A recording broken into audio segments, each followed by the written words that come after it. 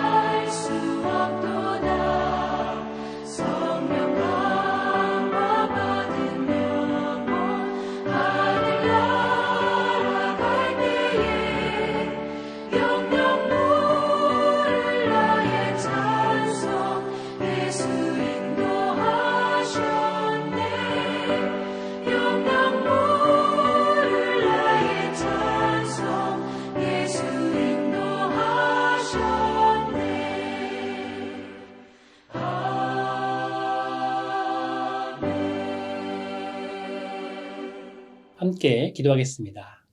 하나님 감사드립니다. 오늘도 우리 삶 가운데 함께 하심에 감사드립니다. 오늘도 지키시고 보호하시는 그 하나님의 은혜를 맛보아 알 수 있도록 도와주시옵고 하나님과 동행하며 하나님의 영광을 드러내는 귀한 하루 될 수 있도록 아버지 은혜 베풀어 주시옵소서. 우리 삶 가운데 우리 가정 가운데 영적인 각성과 부흥이 있기를 소망합니다. 우리가 예배 자리를 지키고 주님을 섬기며 나아갈 때 또한 그 아이들이 정말 주님을 바라보며 예배하며 나아갈 때 하나님의 은혜가 우리 삶 가운데 충만히 넘쳐날 수 있도록 아버지 붙잡아 주시옵소서. 오늘도 금요 예배로 주님 앞에 나아갑니다. 우리 부모들이 예배를 드리고 또 아이들이 교육부서 가서 예배를 드리며 나아갈 때에 정말 하나님께서 놀랍게 역사하시고 그 마음을 터치하여 주시옵소서. 영적인 각성이 일어날 수 있는 귀한 하루 될 수 있도록 아버지 은혜 베풀어 주시옵소서. 우리의 삶을 온전히 주님께 올려드리며 예수 그리스도의 이름으로 기도드립니다. 아멘. 함께 말씀 보도록 하겠습니다. 오늘의 말씀은 민수기 20장 1절에서 13절까지 말씀입니다. 첫 달에 이스라엘 자손 곧 온 회중이 신광야에 이르러 백성이 가데스에 머물더니 미리암이 거기서 죽음에 거기에 장사되니라.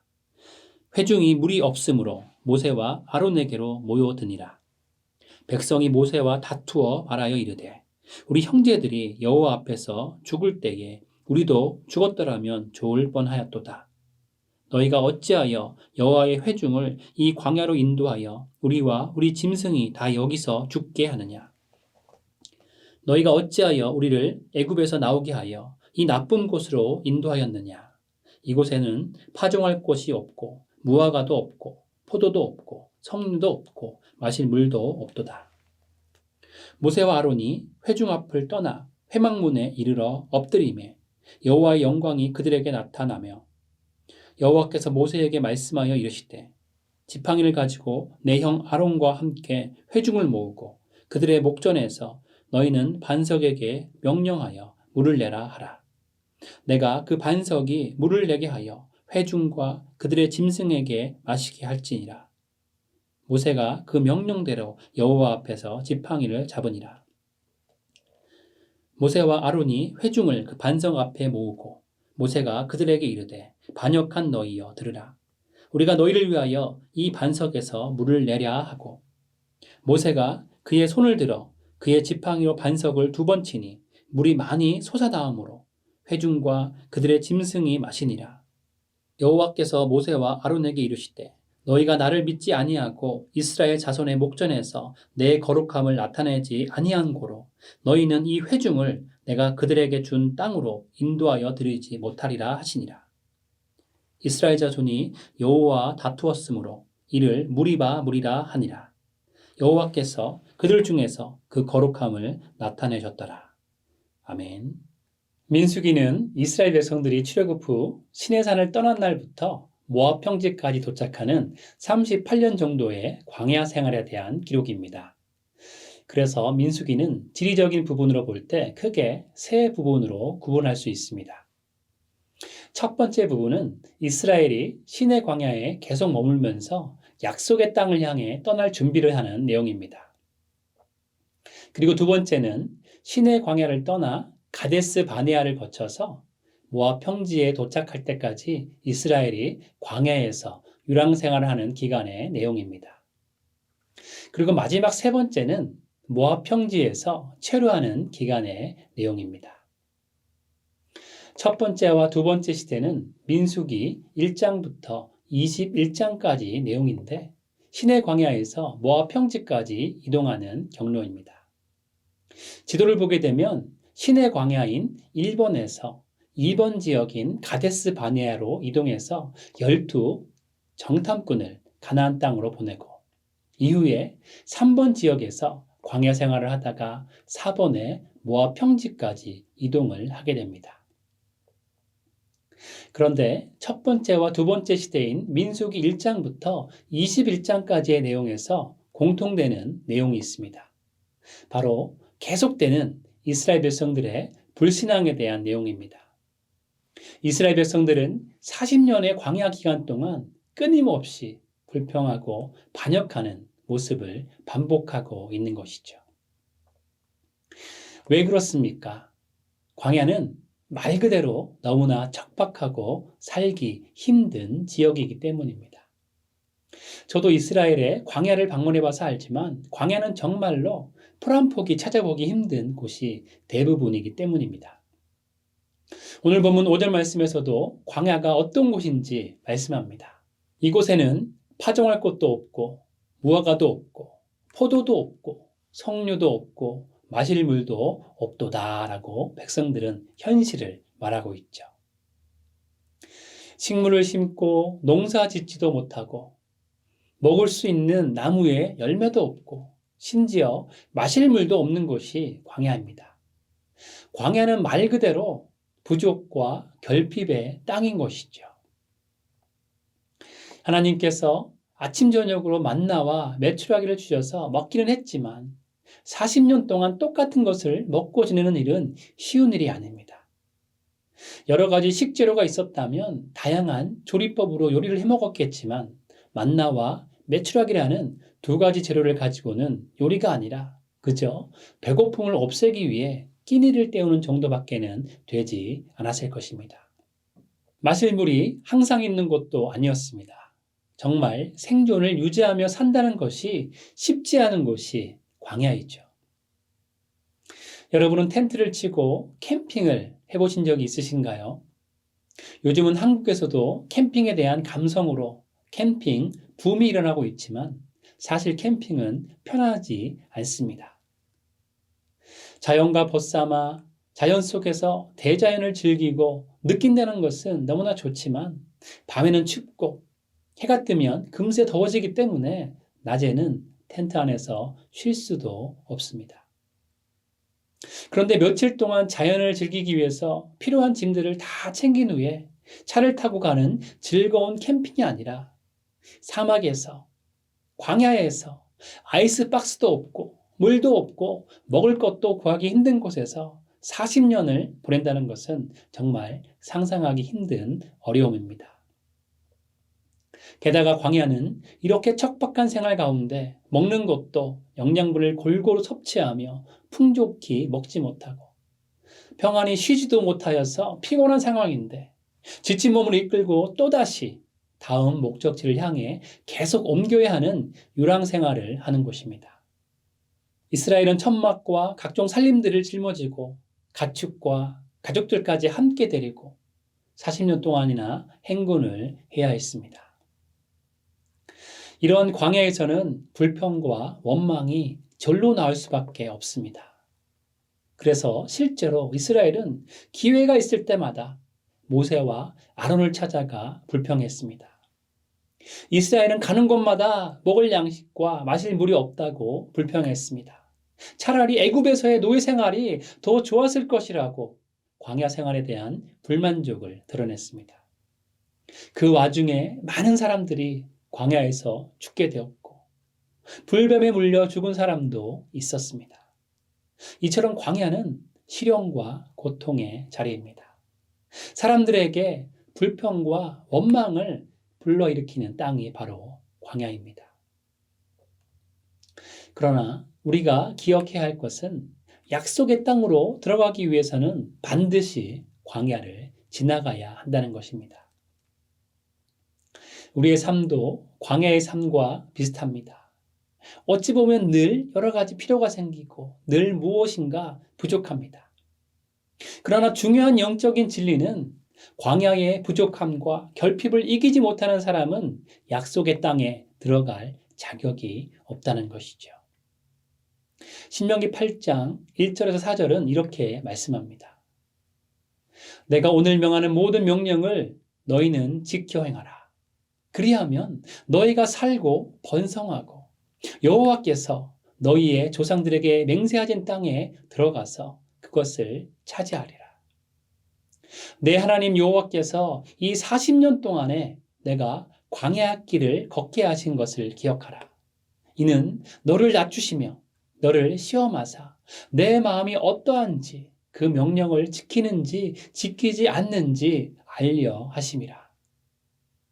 너를 낮추시며 너를 줄이게 하시며 또 너도 알지 못하며 내 조상들도 알지 못하던 만나를 내게 먹이신 것은 사람이 떡으로만 사는 것이 아니요 여호와의 입에서 나오는 모든 말씀으로 사는 줄을 내가 알게 하려 하심이니라. 이 40년 동안에 내 의복이 헤어지지 아니하였고 내 발이 부르트지 아니하였느니라. 광야 생활은 사실 하나님께서 이스라엘을 하나님의 백성으로 만들기 위한 수단이었습니다. 4절 말씀처럼 하나님은 먼저 생활에 필요한 모든 필요를 다 채워주시면서 사람이 떡으로만 사는 것이 아니라 하나님의 말씀으로 살 수 있음을 깨우쳐 주시기 위해 이스라엘을 광야 40년 생활로 인도하신 것이죠. 그 증거로 40년 동안 의복이 헤어지지 않도록 하셨고 이스라엘 민족의 발이 부르트지 않도록 해주신 것이죠. 그러나 불행하게도 출애굽 1세대들은 하나님의 훈련과 연단 과정을 성공적으로 마치지 못했습니다. 그들은 광야 유랑 생활을 통해서 하나님을 의지하는 삶을 배워야 했지만 그렇게 하지 못한 것이죠. 그랬기에 광야 40년의 생활에 거의 마무리 단계에 이른 지금도 똑같은 불평과 원망을 되풀이하고 있는 것입니다. 사랑하는 여러분은 사람이 떡으로만 사는 것이 아니라 하나님의 말씀으로 살 수 있다는 것을 믿으십니까?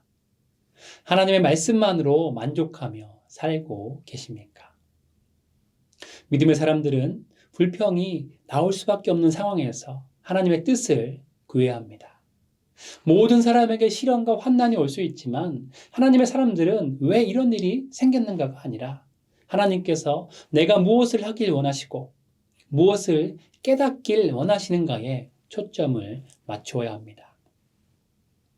하나님은 우리의 삶이 광야와 같다는 것을 너무나 잘 아십니다.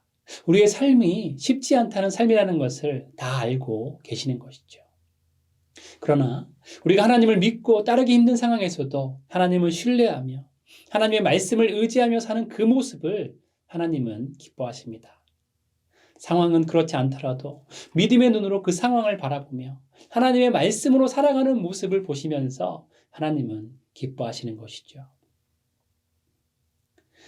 우리가 믿음의 삶을 살려고 노력할 때 하나님도 가만히 계시지 않습니다. 민수기 말씀에서 보는 것처럼 이스라엘 백성들이 계속적인 원망과 불평의 삶을 살면서 40년의 광야 생활을 성공적으로 마치지 못했지만 하나님은 이스라엘을 용납하시고 약속의 땅으로 인도하시기 위해서 최선을 다하십니다. 끝까지 이스라엘을 포기하지 않으십니다.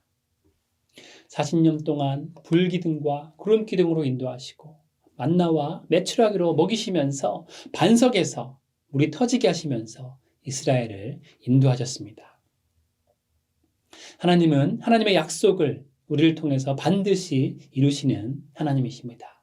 그렇기에 우리는 연약한 모습이 있더라도 우리를 훈련하시고 연단하셔서 하나님의 뜻을 이루시는 하나님을 신뢰함으로 광야 같은 삶의 여정 속에서도 하나님의 말씀을 의지하며 살아야 합니다. 사랑하는 여러분 모두도 우리의 모든 것을 다 아시고 우리의 연약함도 아시면서 우리의 모든 것을 다 채워주시며 인도하시는 하나님을 신뢰하시고 하나님의 말씀을 의지하심으로 광야의 삶 가운데서도 승리하시는 여러분의 삶 되시기를 축원드립니다. 오늘 말씀의 교훈을 한 가지 더 나누면 하나님의 백성들은 하나님의 말씀에 온전히 순종으로 화답해야 합니다. 민수기 20장은 모세의 생애 가운데 가장 슬픈 4가지 사건을 기록하고 있는 장면입니다. 그 중에 2가지 사건이 오늘 본문에 나옵니다. 첫 번째로 모세는 자기의 누이 미리암을 잃게 됩니다. 그리고 두 번째로 이스라엘 백성들이 물이 없다고 불평한 무리바 사건을 통해서 모세가 가나안 땅에 들어가지 못하는 극한 형벌을 받게 된 것이죠. 이후에 2가지 사건이 민수기 20장에 이어서 기록되어 있지만 이 중에서도 가장 슬프고도 괴로운 사건이 무리바 사건일 것입니다. 모세는 80세에 소명을 받아 120세가 될 때까지 40년 동안 어려운 사명을 잘 감당해 왔습니다. 40년 동안 광야에서 60만의 백성들을 먹이고 입히고 불기둥과 구름기둥을 따라 그들을 인도하여서 40년의 광야 생활을 이제 거의 다 마치는 시점이 되었습니다. 또한 시내산에서 하나님의 말씀을 받고 십계명을 받아서 애굽의 노예였던 민족을 하나님의 백성으로 세워갔습니다. 모세는 정말 대단한 리더십을 가진 지도자였습니다. 그런데 이제 이렇게 가나안 땅을 바로 눈앞에 두고 있는 이 시점에 모세는 약속의 땅에 들어가지 못할 것이라는 하나님의 음성을 듣게 되는 것이죠. 모세의 마음이 얼마나 슬펐겠습니까? 12절 후반절에 보니까 너희는 이 회중을 내가 그들에게 준 땅으로 인도하여 드리지 못하리라 라고 하나님께서 말씀하시는 것을 보게 됩니다. 이유는 하나님의 지시에 따라 반석에 명령을 하지 않고 지팡이로 반석을 2번이나 쳤기 때문이죠. 반석을 2번 치기 전에 앞서 행한 모세의 행동을 보면 이때 모세의 심정이 어떤지 알 수 있습니다. 모세는 아론과 함께 백성 앞에 서서 백성들을 향하여 비난하며 호통을 칩니다. 반역한 너희여 들으라. 우리가 너희를 위하여 이 반석에서 물을 내랴. 모세는 지금까지와 달리 하나님의 지시대로 순종하지 않고 있습니다. 모세는 원망하고 불평하는 무리들로 인해서 하나님보다 더 화가 난 것처럼 보입니다. 하나님의 명령으로 반석에서 물이 나게 하는 것이 아니라 우리가라고 하면서 모세와 아론이 주체가 되어서 분노하며 반석을 2번이나 쳤습니다. 분노로 이성을 잃은 모세는 하나님의 직접적인 공급을 인간의 행위로 대체한 것이죠. 그래서 성경은 그 장소를 무리바, 싸우다라는 뜻으로 지명을 부릅니다. 야고보서 1장 19절에서 20절은 내가 사랑하는 형제들아 너희가 알지니 사람마다 듣기는 속히 하고 말하기는 더디하며 성내기도 더디하라. 사람이 성내는 것이 하나님의 의를 이루지 못함이라 라고 권면합니다. 사실 죄는 이스라엘 백성들이 지었는데 모세가 성질을 내어서 너무나 가혹한 벌을 받게 되었습니다. 모세는 리더로서 화가 난 것을 통제하지 못했기 때문에 평생을 다 바쳐 헌신한 일에 대한 열매를 맛보는 것이 아니라 쓰디쓴 실패를 맛보게 되었습니다. 얼마나 큰 손해입니까? 그래서 에베소서를 통해서 분을 내어도 죄를 짓지 말며 해가 지도록 분을 품지 말고라고 말씀합니다. 모세의 분노는 사실 의로운 분노였지만 그 분노를 올바로 통제하지 못했기 때문에 결국 지금까지 모세가 상상도 해보지 못한 어마어마한 벌을 받게 되었던 것이죠. 그러나 하나님의 뜻은 너무나도 분명했습니다. 모세가 120살이 되어서 죽기 전에 비스가 산꼭대기에 올라가서 하나님께 가나안 땅에 들어갈 수 있도록 해주시도록 기도했습니다. 그러나 하나님은 신명기 3장 26절에 이렇게 말씀하십니다. 그만해도 족하니 이 일로 다시 내게 말하지 말라라고 모세의 기도를 거절하셨습니다. 삶 중에 분노가 쌓이고 화가 나는 일이 종종 있습니다. 그러나 작은 분노가 이렇게 크나큰 결과를 가져옴을 보게 됩니다. 작은 분노가 왜 이렇게 큰 결과를 가져오냐면 모세의 이 분노의 근원이 불신앙이기 때문입니다. 하나님께서 반석에서 물이 나게 하실 것인데 자신의 능력을 상징하는 지팡이로 반석을 쳐서 물이 나도록 합니다. 사실 그 지팡이도 하나님께서 주신 것인데 모세는 순간 하나님보다 자신의 의를 앞세우게 된 것이죠. 내가 주인이 되어서 내가 판단하고 내가 정죄하고 내가 심판하는 것은 하나님을 믿지 않는 불신앙입니다. 내가 나의 삶의 왕자에 앉아서 하나님의 다스리심을 부정하는 것입니다.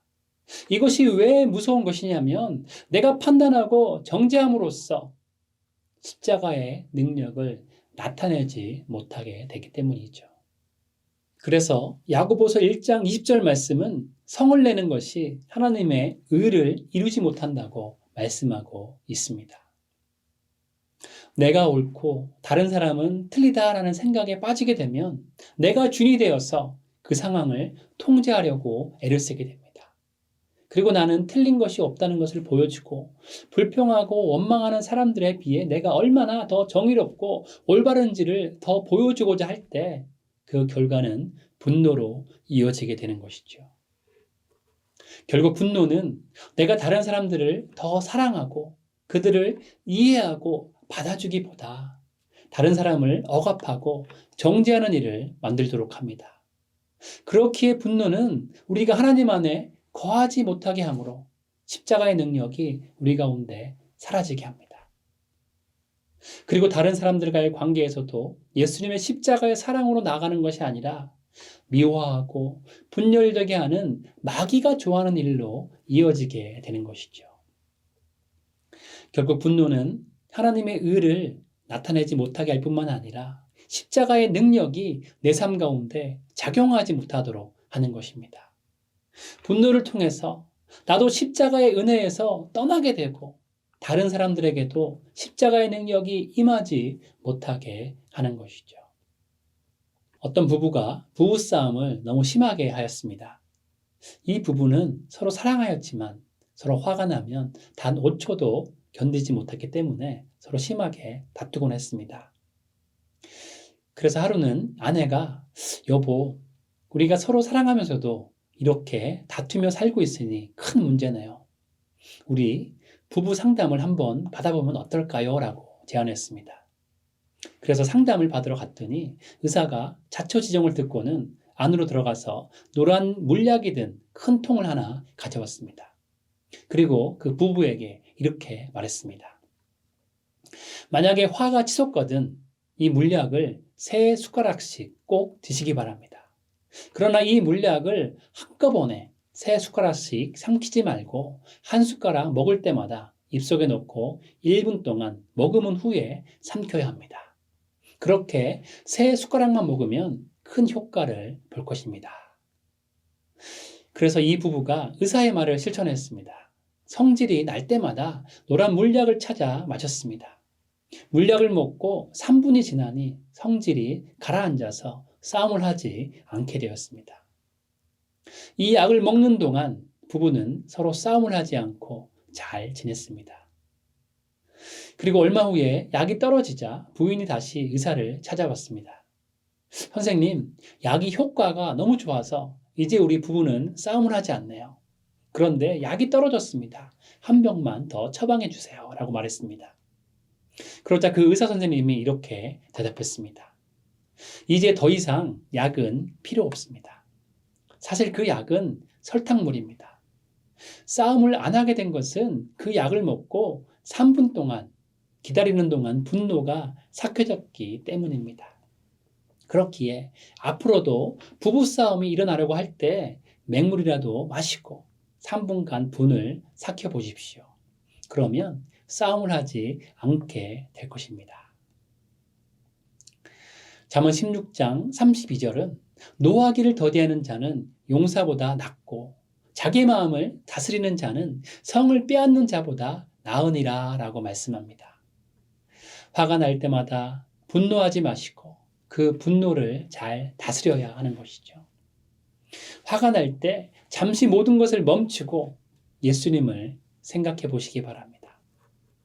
예수님은 여전히 죄인인 우리를 위해서 십자가에서 죽으셨습니다. 전혀 죄 없으신 예수님이 우리를 위해 억울하게 채찍을 맞고 십자가에서 피를 흘리셨습니다. 우리는 1만 달란트 빚진 자입니다. 그렇기에 우리에게 작은 것을 빚진 자에게 너그러운 마음과 용서의 마음을 가져야 하는 것이죠. 또한 분노가 생길 때마다 잠시 하나님을 생각해 보시기 바랍니다. 이스라엘 백성들의 끊임없는 불평과 원망에도 하나님은 하나님의 약속을 성실하게 이뤄가셨습니다. 불순종하고 연단의 과정을 계속 실패하고 있는 이스라엘을 약속의 땅으로 인도하시기 위해서 하나님은 최선을 다하셨습니다. 우리 또한 하나님의 성실하심을 본받아야 합니다.